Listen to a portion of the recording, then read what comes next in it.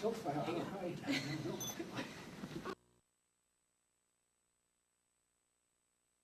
We're just going to visit. Okay, sounds good. All right. Mr. Hartman, could you please say your name, rank, and date of entrance into the armed services, just for record? Yes, it's Charles Vincent Hartman. My rank, the highest rank I received was Technician 4th Class. I entered the service in September of 1943. Just out of curiosity's sake, where were you when you heard about Pearl Harbor? When I heard about Pearl Harbor, I can't remember just where I was, but I remember being shocked. I just couldn't believe what had happened and how it had happened. Of course, since then, I've heard the whole story and seen the pictures, and it was terrible, absolutely terrible. When you joined the armed services, were you enlisted or did you enlist or were you drafted? I was enlisted, and when I was enlisted, Mrs. Hartman and I were expecting our first child. And actually, I was in the service for 2 years, 2 months, and 2 days. 19 months of that was spent overseas. And our son was 18 months old before I first saw him. I was in England before the D-Day when I received the telegram saying that I was a father. How did you feel when you got this telegram? Well, I was very excited because we were waiting for D-Day, and that particular day I went with our Jeep driver down to pick up the mail for our company. And of course, when we got the mail, we were in the Jeep, and we went through the mail to find if there was anything for the Jeep driver or anything for me before we even went back to the company. And that's when I found the telegram. Did you get to see any pictures of him or anything you No, sent? I never saw any pictures. I never received any pictures, but my wife used to write me regularly, and of course I wrote back. But it seemed like such a long, long time before I would ever be able to get back. But I managed after a while. Did any of your friends or relatives enlist alongside of you? Did you join up with any? No, I have a picture of our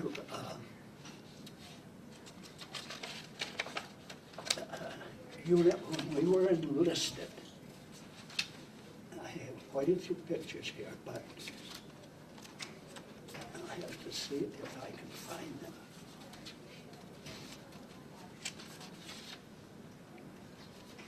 I think it will be in this booklet here.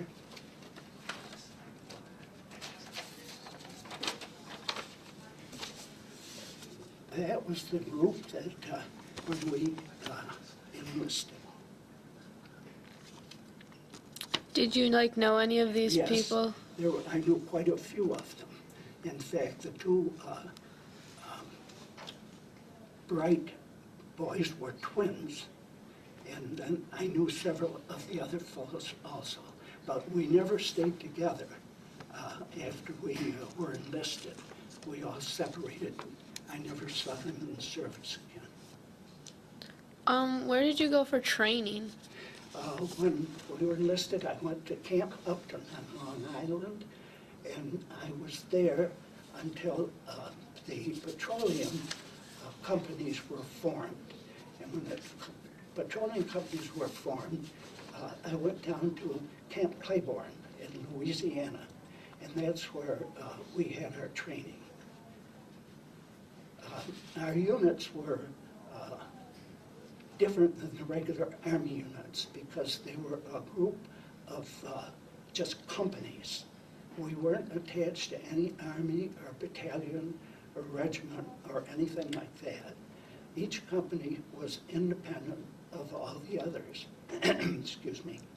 We had 4 platoons in each company, plus our headquarters. And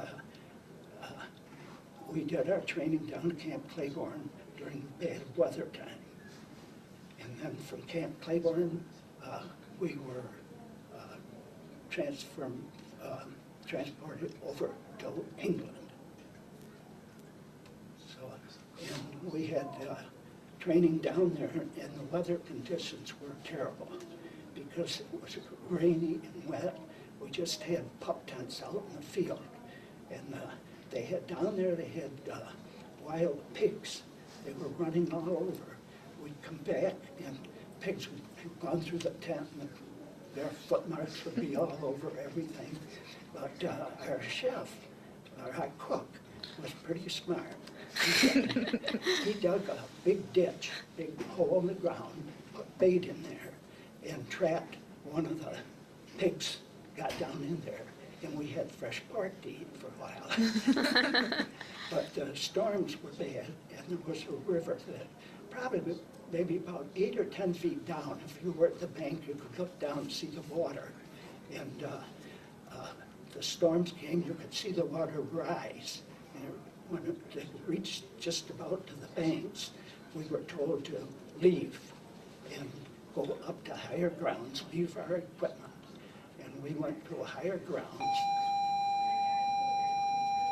And during the storm, one of the limbs fell and fell on our lieutenant's tent and broke his leg. And he was unable to leave with us when we went over to England, but he joined us later. What did your training consist of? All kinds of engineering work for building a road through the swamp. And the way that it was done was to, there was a cable on the front of the trucks, and the cable would be pulled out, fastened onto a tree, and then it would winch the truck through, and we laid logs in front of it. They had building, putting up gin poles and different construction that would be able to lift heavy objects. We also had to march. I took a course in surveying, and we had all kinds of different training activities. What is your most vivid memory of your time in the service? My most vivid memory was Christmas Day, December 25th, 1944, in the city of Visay. It didn't have to do with direct military activities. Could you please describe the events of that day? Yes. At that time, there were children were in very bad condition because of the unmanned aircraft that the Germans were sending over. The city was badly damaged, and the children were scared. I was in one house. The siren went off, warning the approach of what we call the buzz bombs, the German V-1 planes. Two little children started crying and whimpering and scrambled right under the bed. And they cried and whimpered all the time. We heard the plane, you could hear the sounds and the big explosion. And then the all clear sounded and the children came out. That was one example. Would you like another example? Sure. The other example was in a house. They were row houses. They were all fastened together, but each one was individual. There could have been about 12 or 14. And I was in the house there. The siren sounded, and the children there ran for the cellar door. Their parents followed them, and they told me to come with them. And we went down cellar, and I was surprised. It wasn't a very large room, but there was a rug on the floor, there was a table there. On the table, they had electric lights down there, but on the table there were candles, and there were some chairs. And then I noticed on each end of the room, there was a blanket just hanging, covering part of the wall. And I asked what that was for. And they went over and they pulled one of them aside and showed me. They had knocked a hole through the wall Now, the wall would have gone right into the cellar of their neighbors. And that was the way it was right down the whole row. And the neighbors had, their neighbor's cellar had a cover over their side of the wall. And they did that because they felt that if anything happened, that they couldn't get out. They could crawl through from room, house to house to house to possibly make an exit. So that were the conditions that people were in. So what did you decide to do for the children of Vise? Well, we felt sorry for them, so we went to a church. It was a Catholic church because there was a priest there. And we told the priest we would like to invite 10 little children to share our Christmas dinner. So one of the fellows went out, found an evergreen tree and cut it. Somebody else went down to the city of Liège, which is fairly near Vise, and found some Christmas decorations. So we had a Christmas tree decorated. Then we took all of our goodies from our package from home and put them all in a big pile. Then we divided them up into 10 packages, so each child would have a package. So when Christmas Day came, the children came in, and they stepped inside of the door, and they were fascinated. They saw the tree and the presents, but they never touched a single thing. But after dinner, we gave each one of them a package, and we took and they went outside, lined up, and one of the fellows took snapshots. And I still have a set of the snapshots that I can show you. I'd forgotten about that. I mailed the pictures home to my wife, put little notes on the back, and then, shall I go on after the war? Or, Yes, go ahead. after the war, I took the pictures and I looked at them and I wonder whatever happened to these little children. And then in the year 2000, I was talking to Carl Allenberg. He and his wife, Susan Allenberg, owned the Rome Observer. That's a paper that was put out in Rome, New York, once a week. And Mr. Eilenberg said, I'd like to write a little article in the paper. So I said, all right. So he put an article in the paper and showed the picture of these children. So as I looked at the children, I thought, I wonder if anybody over in Vise would remember that. Now this is 56 years later. So I wrote a letter to the burgomaster. I wrote a letter to the burgomaster and sent a copy of the article from the Rome Observer and asked if anybody over there might have remembered that. And I didn't think I would ever hear anything. And I was surprised when I received a letter from the burgomaster. I have the copy, or I have the letter here, I can show you. And he and his secretary went to work. They put an article in the paper, and they had some volunteers to help to see if they could locate them. In the picture, there were 8 girls and 1 boy.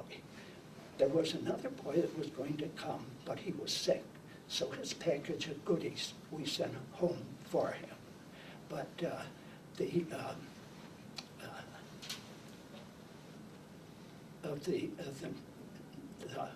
man in the picture, he was a boy then. Now all of those 9 are in their early 60s because they were around 4 or 5 or 6 at the time of 1944. And he located his sister. His sister was the last one in the row of children, and he happened to recognize her. And then from there, they kept following and checking. They located all 9 of these former children. They all got together. They all lined up in the very same place, in the very same order, and they sent me all their names and addresses, and I have that. And I have pictures of the house, or the present day pictures, where it was taken. As far as the buzz bombs go, in the house, the picture I'll show you, I was looking out the window, and I heard one of those coming. And when I looked out the window, I saw it headed exactly for the house, and I just froze. Where we were staying is on the side of the Meuse River. And just as it was coming, it banked, turned.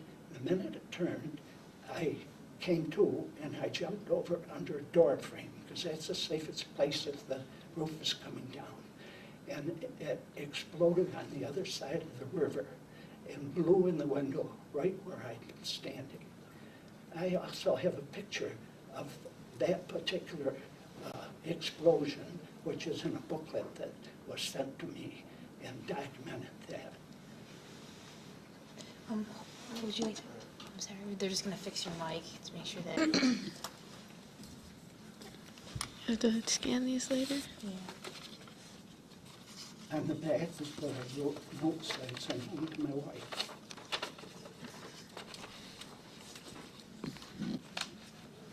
All right. Did any of these children remember each other? Did they remember the event vividly, or?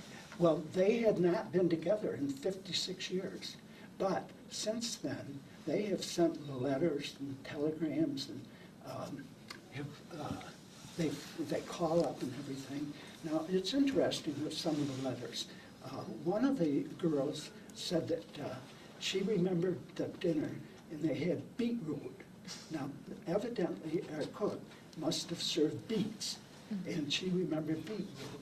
Another one wrote and said that she'd never seen a Christmas tree before. Now, you've got to remember that they were under the German occupation for their full years. And with the letter that one of the, that I received that I have here, he tells the conditions the children were in. But that's a picture of the children. This is a picture of the two groups. And what they've done is to number them so that when they talk to me or tell me they'll say so-and-so, I just received a letter on number 2, Edmond Richel. Her husband just passed away. And they said, they told me Edmond Richel and the last name, number 2, see. So, and then these are pictures of them today. This is number 2, and that's her husband. On the back, what they have done is to put the numbers, see? Oh. So that I know. There's a picture of another one.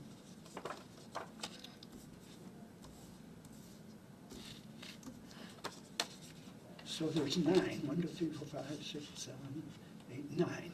And those are the 9 that are in the picture there. Do they keep in touch with each other now, or just with you? Oh, yes. And Walter Leroy is the man, and he has a get-together, and he invites the other members of the group, plus their spouses, to his home. And they have group, and these were the snapshots taken at his home when he had them all together. And they keep in touch with each other. These are some of the pictures of the children that are there, but they have been brought up to date so you can see. And what's surprising is the expression on their faces, especially those. You can really see them. And that's a colored picture of them together, which is the same as black and white. These are pictures that was taken of me in Brussels along the canal, and that was in November of 1944, and I had that taken in Brussels and sent home to my wife because her birthday was in November. And that is my brother and myself.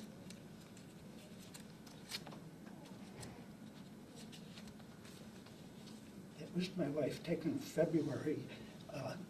That was taken in February of 44, and I was home on a short leave, and then I was on the boat for England, and our son was born in May, and that was taken when we were married.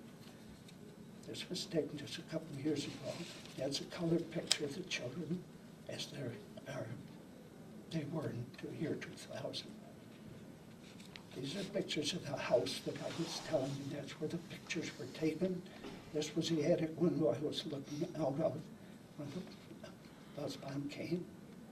That was the house in Dutch River.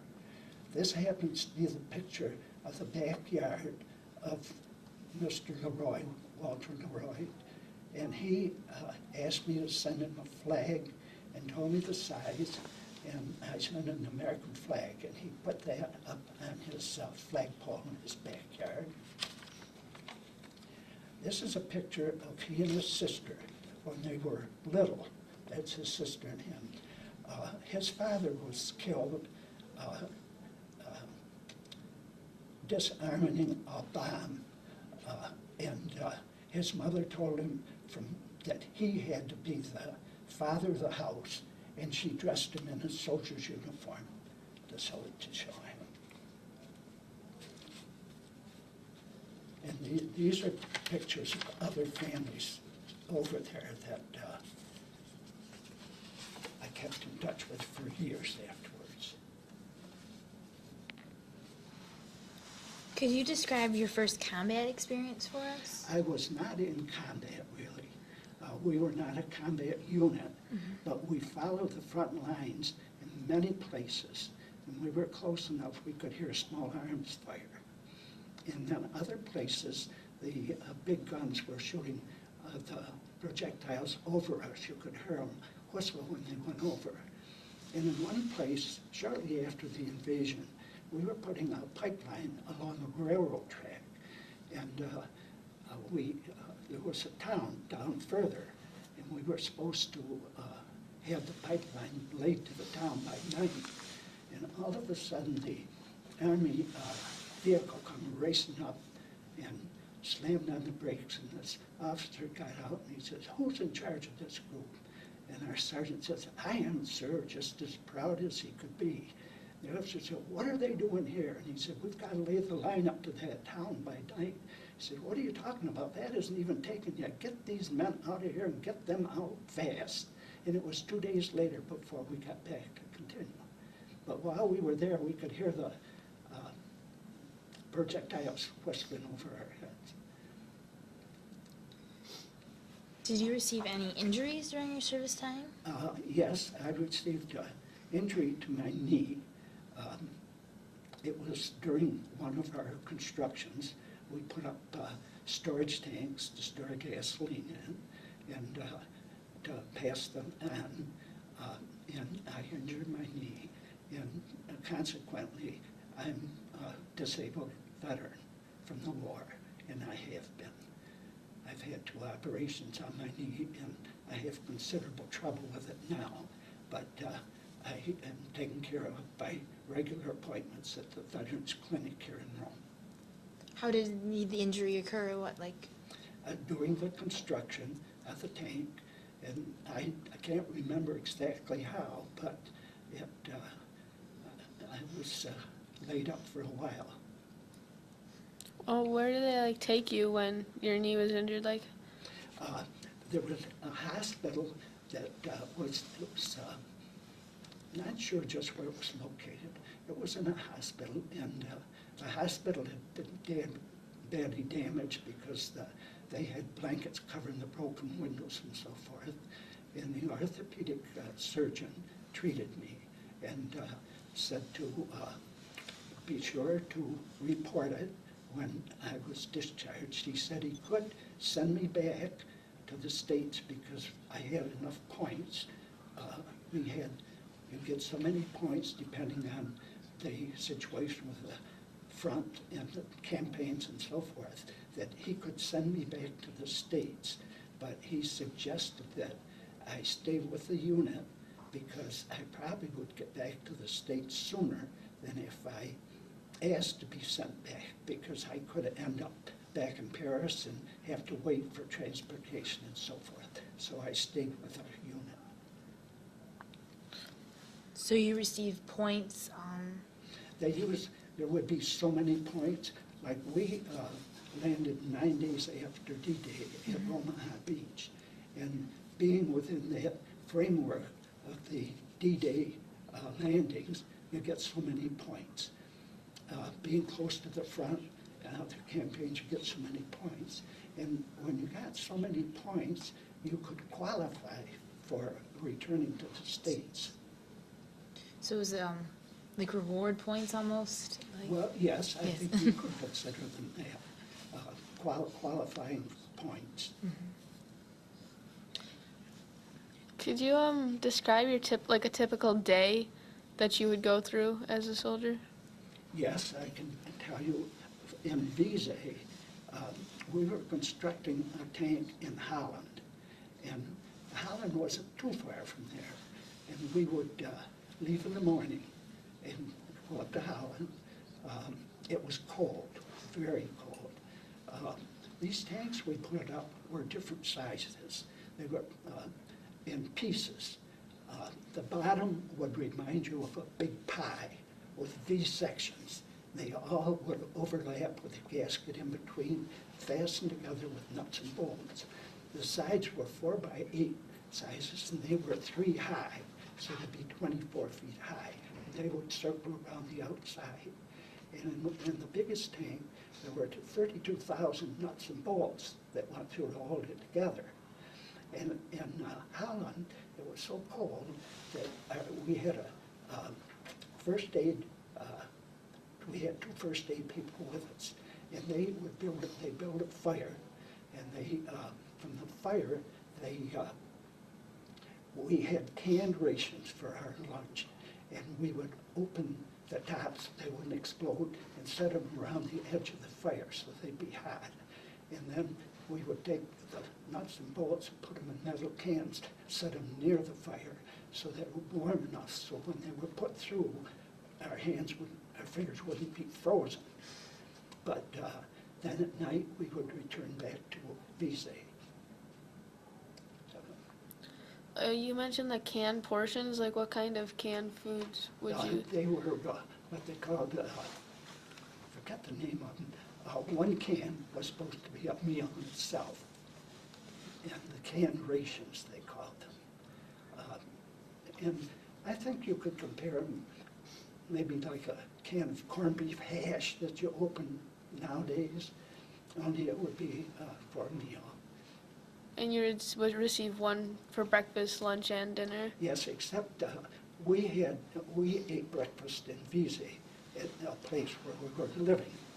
And then at night we came back and our cook would have dinner for us at that place. So we used those at noontime. But it's interesting that you say that because years after the war ended, our captain was in charge of our company, and he kept in touch with us. And this is the last one I got from him. Merry Christmas, 1964. Now, the war ended in 1945. So every year, we would exchange Christmas cards, and he did that with all of these people, all of these members. These are members that he kept in touch with all those years. But if you notice, he has sent a letter, and he said, do you remember? And there are a number of these places. He said, the V1s and V2s, those are the unmanned German craft. He said at Antwerp and Boom is a village near Antwerp, Belgium, the same at Liège and Visa. So that was a key point. And then he mentions the wild boar that Baden, our cook, cooked on bivouac at Claiborne when he dug the hole. Now these are things in 1964 that he's passing on. And he says the 1,000-barrel tank that we built on top of the column at Hitler's victory celebration arena at Nuremberg. That's where we were when the war ended. And we put one of these tanks way up on top. he had the arena just partially constructed at that time, and we had the tank then. And the way the British couldn't build those tanks, and we helped them. The chili we had for a solid week when we first moved to Ghent in Belgium, because that was an English sector, and our cook couldn't find a place to draw rations from. So we had chili for a week. And these are things that, the ones I checked are things that I remembered. All the canal crossings we had to make with a pipeline in Belgium. But those are things that he kept in touch with us all those years. But besides Vise in the up-to-date story, there were 3 other places that were quite interesting. One of them was Saint-Nazaire in France. And at that time, we were in pup tents alongside a canal, about a mile outside of the town of Saint-Nazaire. And we received rations once a week. And with the rations, we each got 5 candy bars. And I would go out by the roadway, and the first vehicle that came by, it had children in, I'd give them my candy bars. So this one horse and buggy came by, and they had 2 little girls, and I had pictures of them. They invited me to come down to the town to visit them. So I went down, and he had been a pharmacist, and the Germans had come in, and they took all of his supplies, even his desk and his furniture and his, he had his pharmacy in his home. They cleaned it right out, but they, their name was Andre Jacquot, Jacquot. He and his wife took things out before the Germans got there and buried all the valuables out in the backyard. And when I was there, he went out one time and he came in with his bottle of wine, dug it up, and it was all covered with dirt. But he said that they had put all of their securities out there. I kept in touch with them for a number of years. I have a picture here that I'll show you of the 2 little girls. And then the last letter I got, they said they were moving to Paris. And I never heard another word. The only thing I can think is that they must have lost my address. But then there's another town of Givering Cove, and that's in Belgium on the west side. And that's like a country town, maybe about the size of Westernville, or a little smaller. And the Mrs. Jacquot in Saint-Nazaire knew English at one time, but she'd forgotten most of it. And I had learned French in Rome Free Academy when I went to school there, but I had forgotten it.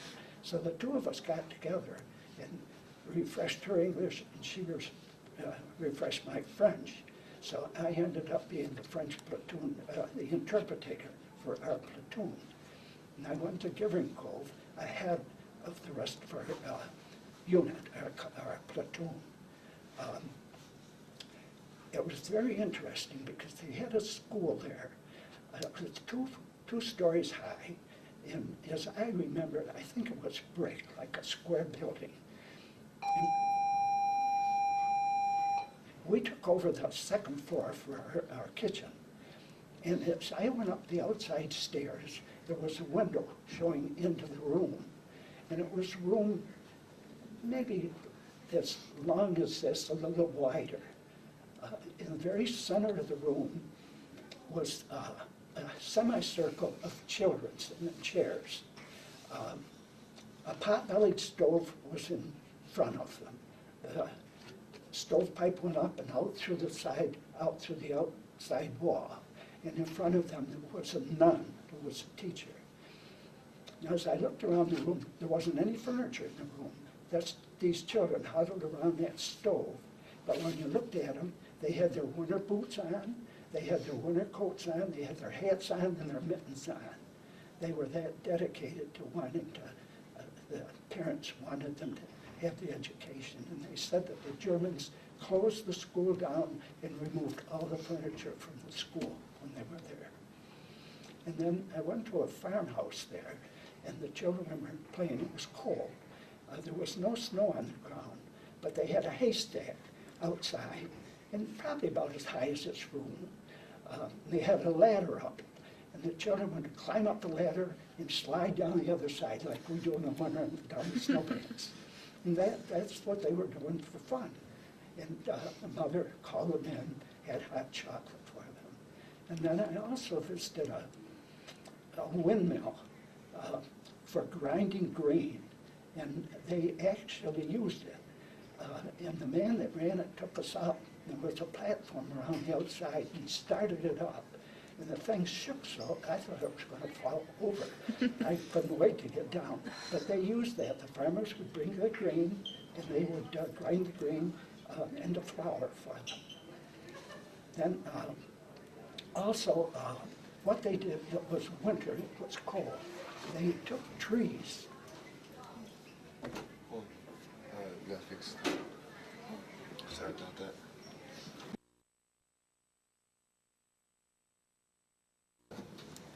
Ready? We're ready. In Givering Cove, what they did is they had trees along the roadway, and they assigned trees, one tree to one family, another tree to another family, so all the families had trees assigned to them. And then all the men would go out and they'd do the cutting, cut the trees and stack them up there in a group. And then each family would go and take their trees, their wood in for heating their place. They didn't heat the whole house. I was a French interpreter, and I went there ahead of time to make arrangements so we could have two of our men stay in each individual home. This was an English sector, and there weren't any other Americans around. So I decided to stay with the town constable. And the town constable at night, when it started getting dark, he would have to go out and check all over the town to make sure that there was no light showing at all, complete blackout. And then right before he went to bed at night, he would go back out and recheck again because they wanted to have complete blackout. They heated just their one kitchen room, and they had one stove there. The rest of the house was closed off. And when I got there, we had, the Jeep driver and myself took enough rations. It'd be a week before the rest of our platoon would be there. And we took enough. We asked her if she would cook for us, cook the meals. And she said yes, but we had enough rations so we could share with she and her husband. But the first night we were there, he asked if we liked rabbit. Yes, we liked rabbit. I don't remember if I ever had any, but I figured I'd like rabbit. So he got up and went out the door. And about 20 minutes later, he came back in holding up a skinned rabbit for his wife to cook. It was the last rabbit they had, but they wanted to share it with us. And when I went upstairs, the room that I was to have, there was a bed, had 2 feather mattresses in it. Now, I'd been sleeping on the ground and under a pup tent, or in one house where we were staying. It was sleeping on the floor. It was so cold that one of the fellows spilled some water, and before he could get something to wipe it up with, it was frozen solid to ice. So here I went up, and here's 2 feather mattresses. I said, well, I can't sleep there, but I'll sleep on the floor. Oh, no. So for just pure luxury, after all those months, to have a feather mattress to sleep on. But the town constable where I stayed, his name was Julian DeWilde, and their son had been captured by the Germans, but they said I reminded them so much of their son that I had to call them Mama Lady and Papa Jules.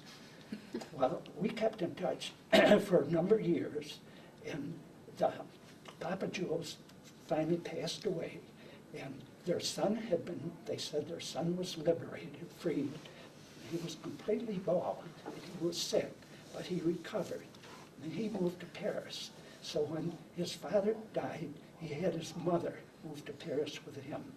Then we received a letter that said that she passed away.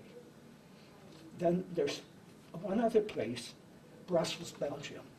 And Brussels is the same situation. Brussels was an English sector. We were the only Americans there, our platoon at that time.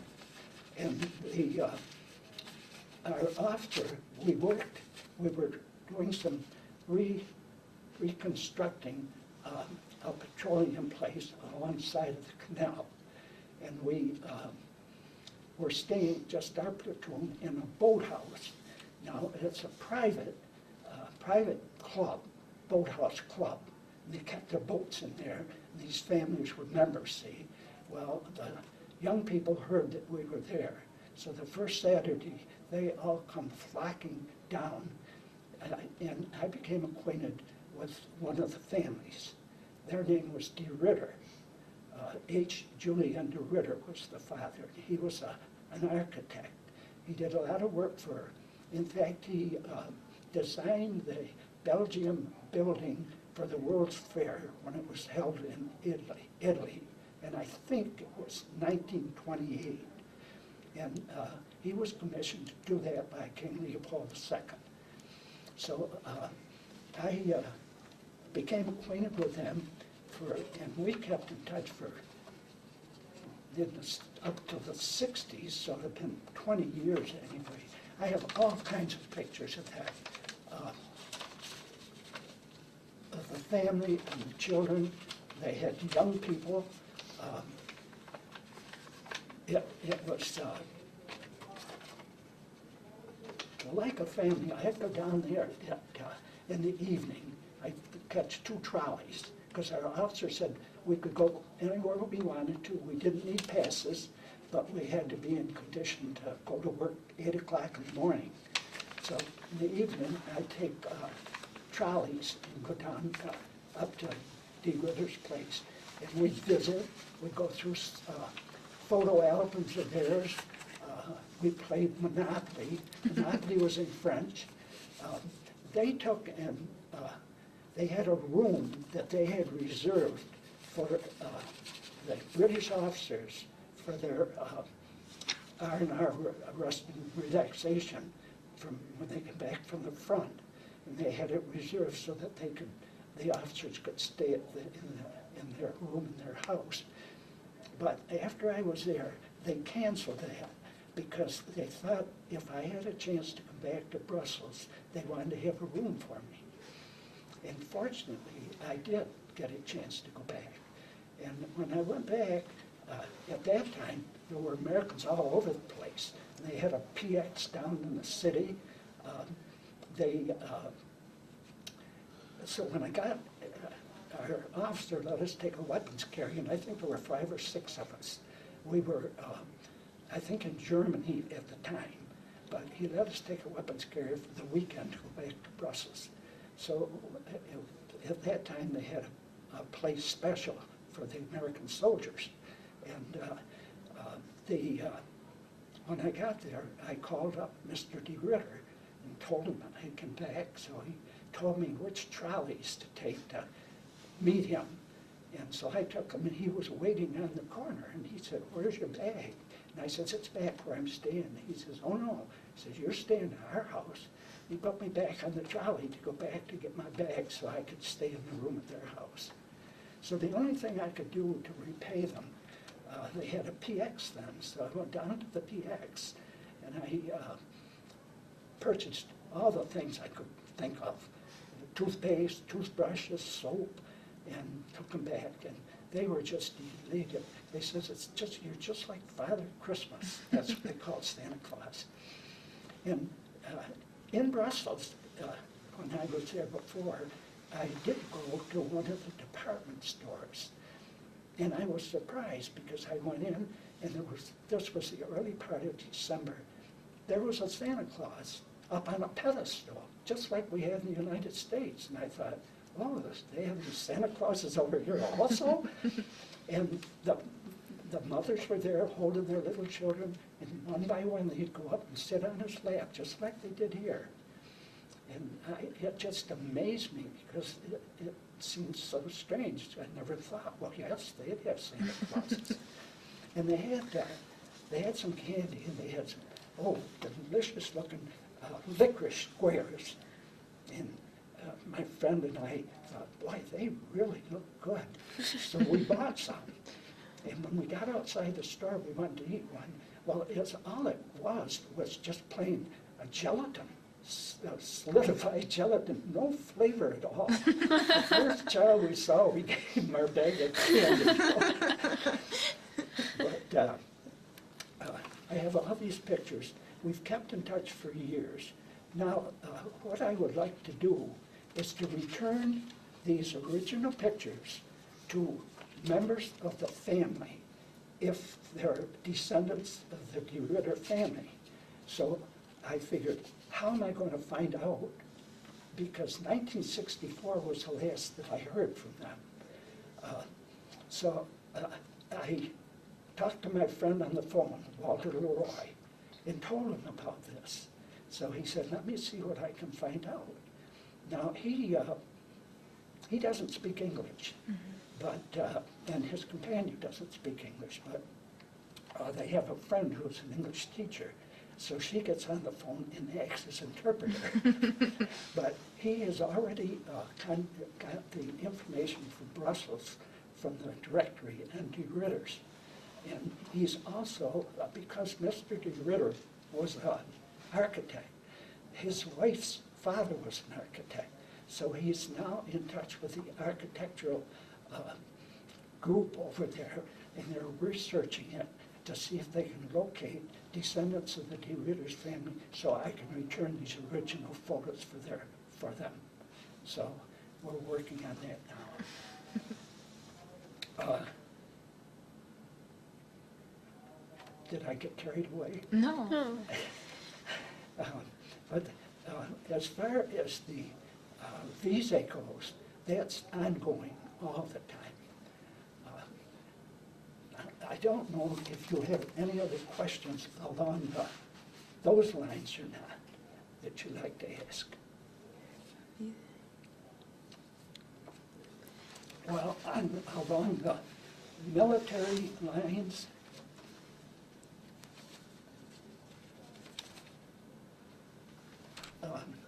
this Walter Leroy is very interested in the history of World War II. And he sends me all of this information.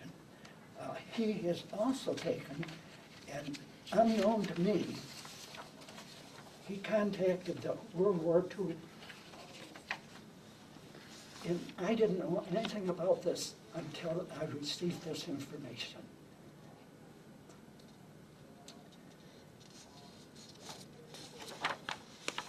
It's an enrollment in the War Memorial Register. And that was news to me.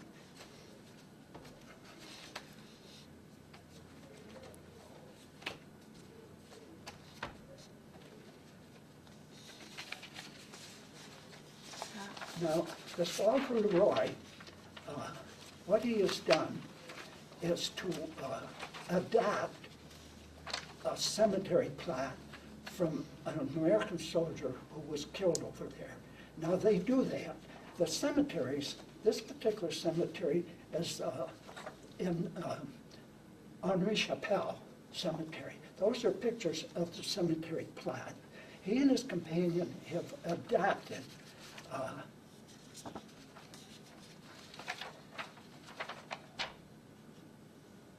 they have adopted, that's the soldier that they have adopted the plot from. And that's an official adoption. And that's a picture of he and his companion. she does patchwork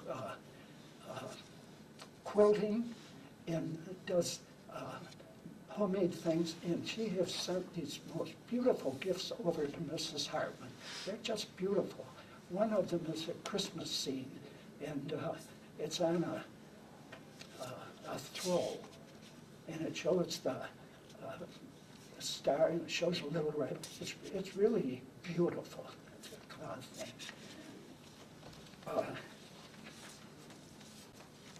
He has sent over.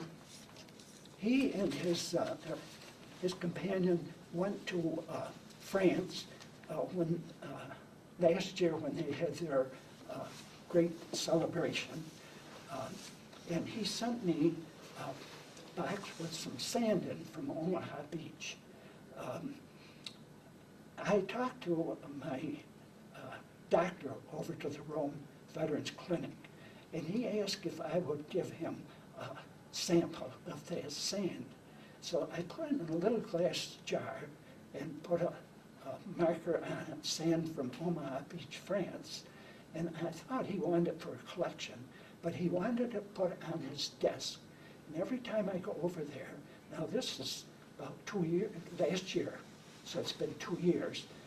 Every time I go, that little jar of sand is sitting on his desk. And he said that it's amazing that when the veterans come in and they see that, some of them they'll pick it up and just hold it all the time they're there. They're so intensified by seeing that sand from Omaha Beach, because the scenes from Omaha Beach were terrible. And there are scenes that you never would forget. Here's two things having to do with the disembarkment.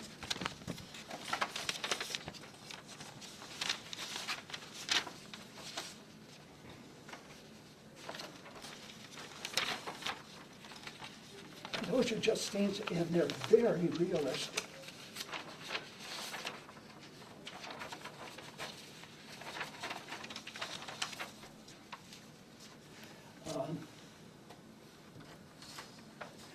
This is a booklet that they sent me, and this has the pictures, the whole story, all the way through of the war. And it shows the scenes and what's happened, and they're so realistic that I can picture them. We went through St. Lo, which had been just about demolished. And I remember at the time, the only thing left standing was a steeple from a church, and they didn't know where the roads were. So the Americans took a bulldozer, and they just plowed through to make a road through the town, because they didn't know where the streets or roads were supposed to be. It was such a terrible mess.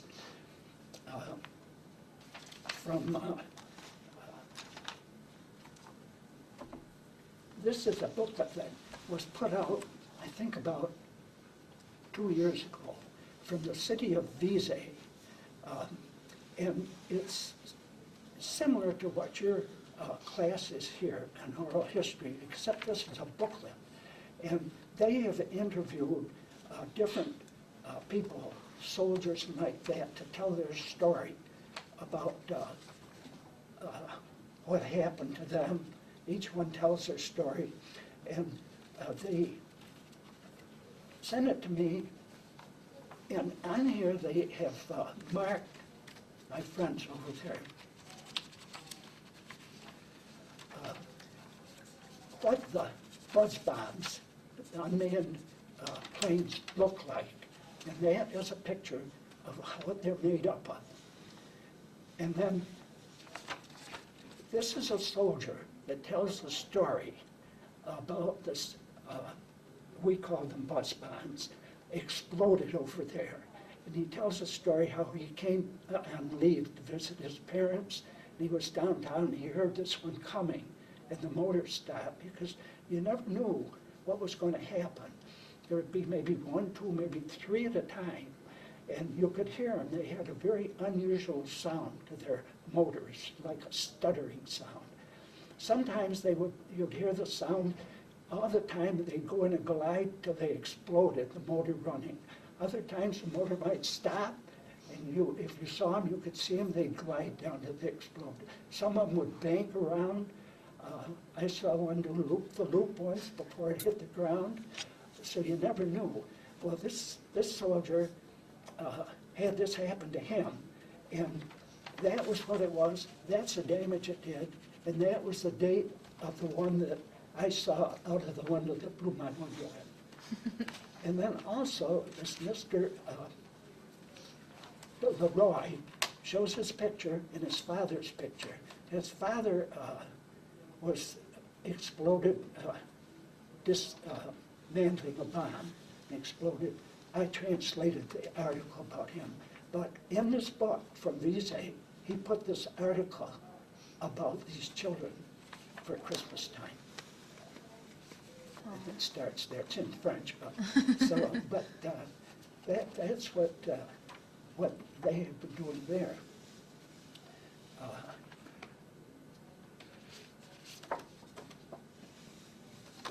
There's a postcard about Omaha Beach. Remember Omaha?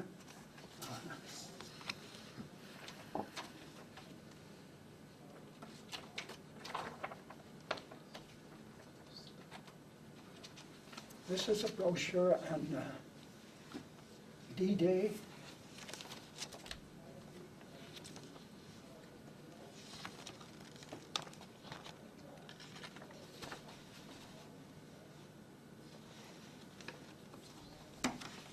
This is another one on D-Day. It tells the whole story.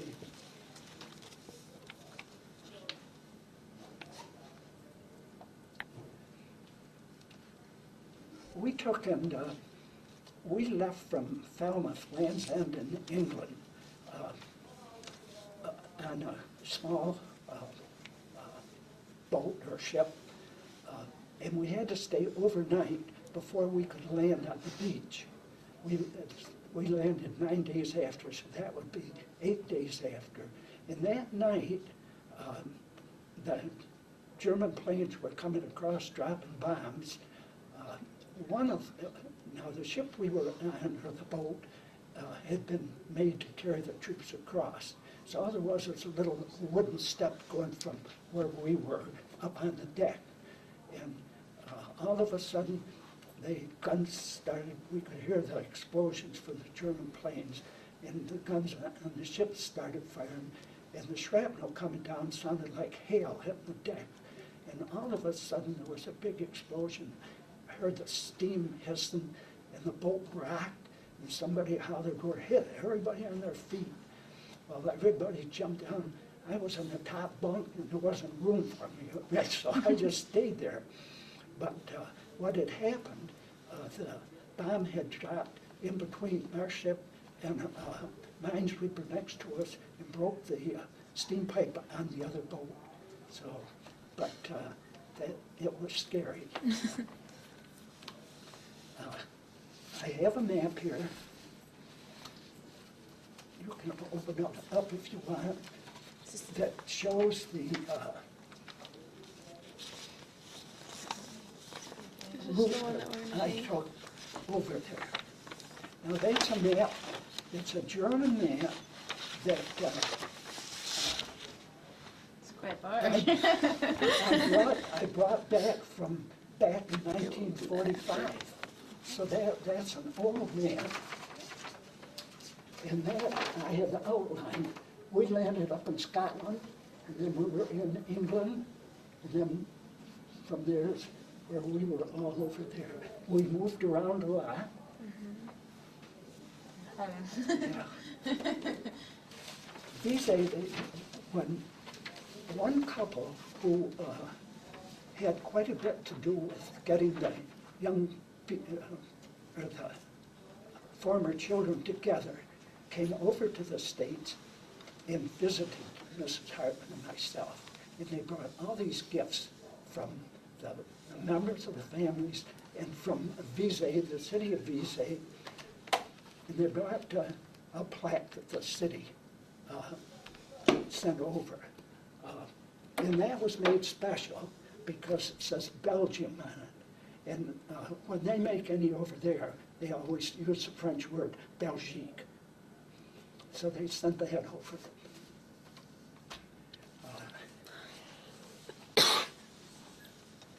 Now, do you have any questions? I've been doing too much of the talking, maybe. Maybe just a few more. Okay. But I was in the service, as I told you, 2 months, 2 years, 2 months, and 2 days. sort of ironic. We sort of touched on the subject of the social life of the soldiers during their service time, and you said that you didn't mingle much. I didn't mingle too much. Now, like in Brussels, I became friends with a family, and I spent my time there. A lot of the fellows went out, and they had girlfriends, and they'd go out and do the town like that, do the city. But I never did. I know that one time in Brussels, my friend and I were walking down the street, and there were 2 girls came behind us, and they said, "You got a chocolate?" Because they used chocolate bartering like that, you know. And we said, "No." He was married and I was married. We said, "No, we don't have any chocolate." But the fellows did. They would go out nights. Now, in France, when we started through France, they used to have a drink, they called it Calvados. It was made from apples. And they used it for everything. They'd use it, they'd drink, you'd get drunk with it. They'd use it for like liniment to rub on their aches and pains. They'd use it to start fires. They'd pour it, you know, and light it. So they had that. They did that. How did you manage being away from your loved ones for so long? It was very, very difficult, but it was the letters. And for instance, in Belgium, at that time, Bruges was the lace center of the world, and my wife and I knew it, and we were in Bruges. Well, the letters, they were censored, and you couldn't say where you were or anything, or else they'd cut it out. But I stopped in a little shop there and bought a lace handkerchief, and I just put it in a letter and sent it back to her. And when she got it, then she realized and knew where I was when she got that lace. But of course, by then we'd moved on. But there was a canal there, lots of canals, but we used to cross the canal, and they had a cable across, and they had like a boat, a little raft, and you could pull yourself across. And I remember one time, my friend and I went across, and when we wanted to come back, somebody else taken it on the other side. We had no way to get back. We had to go way down, around, and could walk back. But in England, we had, it was interesting because we used to go on, our officer would take us on hikes. And 2 different times. One time, we went a long ways. He had a map, went way down and across to come back. And we got partway back. There was an airfield in the middle then. We couldn't, they barred off, we couldn't get through. We had to turn around all the way back in order to get back to where we were. So another time when we were on the hike, it was a beautiful day, clouds in the sky. And so my friend and I went by some woods, and we just stepped aside.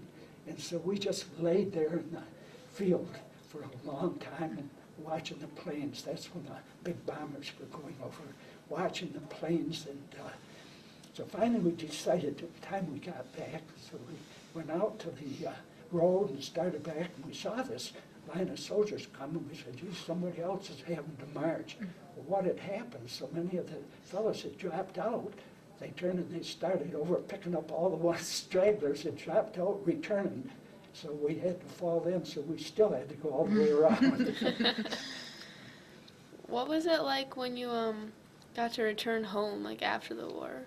Well, at first it was scary because we went down to the southern part of France, to a little, well, it was up top of a hill, but it was a town called X-A-I-X, to return. But we were scheduled to have a furlough, and then we were going to have to go over to the Pacific. So it was very, very scary and frightening, you know, thinking we'd have to go over there. But then Japanese surrendered, so we didn't have to go. And when I came back to the States, first thing that I saw, it was down in Newport, Virginia. First thing I saw were all of these colored cars going back by, you know, one right after the other, and I thought, they must just be going around the block, cars, because we hadn't seen traffic like that, you know. And it was just amazing to see all these vehicles. We had, at Wessel, it was interesting because that was across the Rhine River. And as the Allied forces went into Germany, they liberated and freed so many of the French and Belgium people that had been taken prisoners, and they were all flocking back.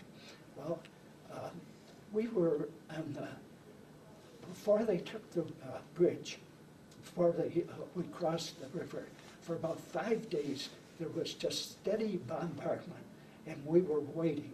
And it was continuous bombardment, and they were whizzing over their head. You could hear them. And then all of a sudden, about 6 o'clock in the morning, there's dead silence. It was absolute silence, and it was so surprising. And we said, they're crossing now. Well, the engineers put a pontoon bridge across the river at Russell, and the next day we went across, and it was, the trucks were going up and down, and as the prisoners were returned, the French and British, French and Belgian prisoners were returned, they couldn't let them cross, because if they crossed, they would plug up all the roads. So they had places where they had to stay. Well, so they came back, they came back on all kinds of things, bicycles, and one of them was a tractor pulling a wagon. And what the Germans had done, it was a French tractor, the Germans had taken and converted it into a wood-burning truck.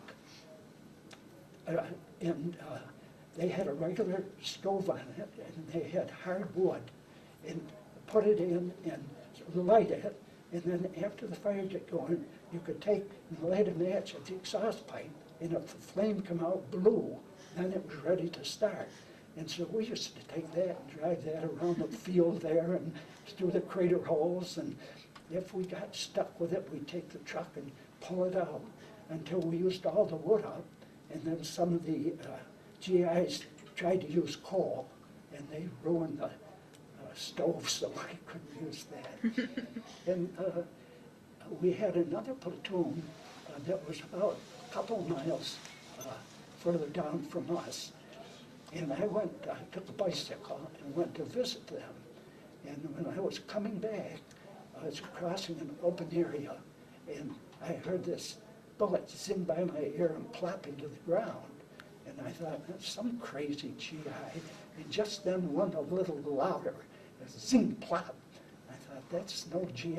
And I pumped so hard I broke the pedal right off the bicycle. But it was a sharpshooter, and there was a barn quite a ways over. And he was up in the barn, and they got him. But so you never knew what was going to happen. Another time, we were in the German area, and there was a big circle area where they had not been cleared out of. And we were staying in the German barracks. We raked up to clean up the stuff, and that was littered around and to burn it. And all of a sudden, you could hear the gunshots going off. And we thought, oh. But what it was, there were bullets that were in the pile of stuff that we had taken. And that night, I was on guard duty, and it had rained, but the trees were dripping. But the moon would come out and go behind clouds, and I could hear this sound of like a metal sound, and I I was scared because we figured Germans were in the area. So I got my back up against a tree and just stayed right there until I was relieved. But we were in one big room, and I thought, hey, the German could throw a grenade through the window and do quite a job on I was inside. But the next morning, come to find out, there was a rubbish pile out there with metal tin cans, and the water was dripping off the trees, and I thought it was somebody out there. But they're scary times.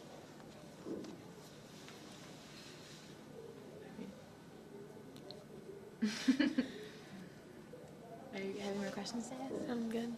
You all done? Yeah, is there anything else you'd like to add? Anything else you'd like to?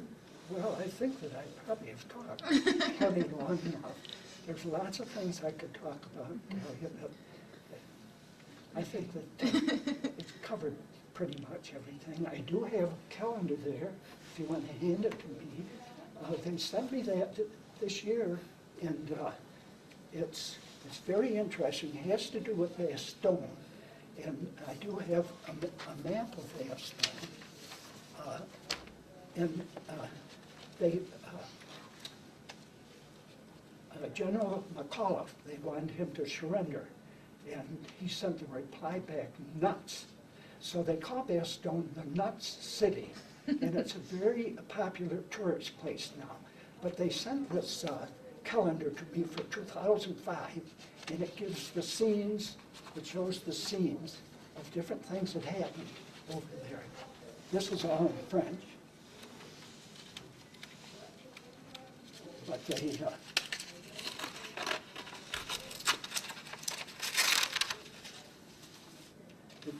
and those are really actual photographs. And you can see the damage that those things do. They call it Nut City.